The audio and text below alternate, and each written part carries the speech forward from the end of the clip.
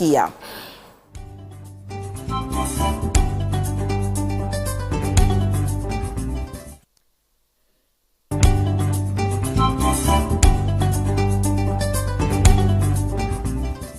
Alors Kia, c'est parti avec l'Est de la RDC, l'ex-rebelle Roger Lumbala, condamné à 30 ans de réclusion pour complicité de crimes contre l'humanité. C'est exactement ça, Sorna Djeynaba. Roger Lumbala a été reconnu coupable de complicité de crimes contre l'humanité. Ce lundi 15 décembre 2025, les responsables politiques congolais jugés pour des faits commis en République démocratique du Congo dans les années 2000.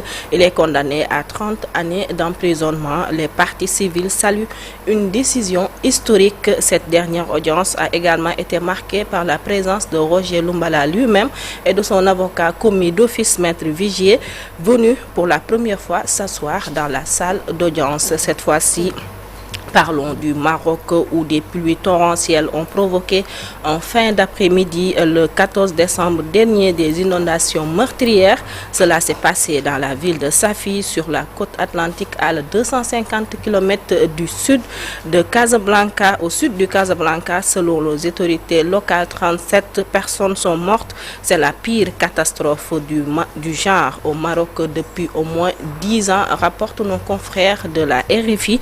Le réveil a donc été brutal et douloureux pour cette ville de 300 000 habitants. Parlons cette fois-ci de la guerre entre la Russie et l'Ukraine où les progrès accomplis lors des négociations, notamment sur des garanties de sécurité.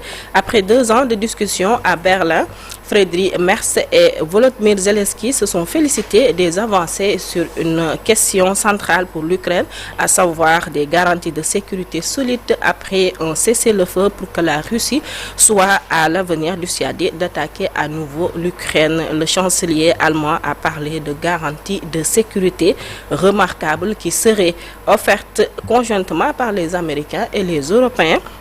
Apporte toujours RFI. Pour le chancelier, il faut éviter les erreurs des accords de Minsk après l'annexion de la Crimée par la Russie. Ces accords n'avaient pas suffi à protéger efficacement l'Ukraine. Restons toujours avec la Russie, mais cette fois-ci au niveau du Royaume-Uni, le chef d'état-major appelle davantage de Britanniques à se préparer à combattre face à la menace russe. Après l'Allemagne et la France, le Royaume-Uni se prépare aussi à réinstaurer un service militaire obligatoire. Le chef d'état-major des armées a estimé ce lundi 15 décembre que davantage de Britanniques vont devoir se préparer à se battre depuis plusieurs semaines. Les autorités soulignent l'émergence de la menace russe. Sorna Djeynaba, c'était tout pour l'actualité internationale de ce jour avec la voix un peu cassée.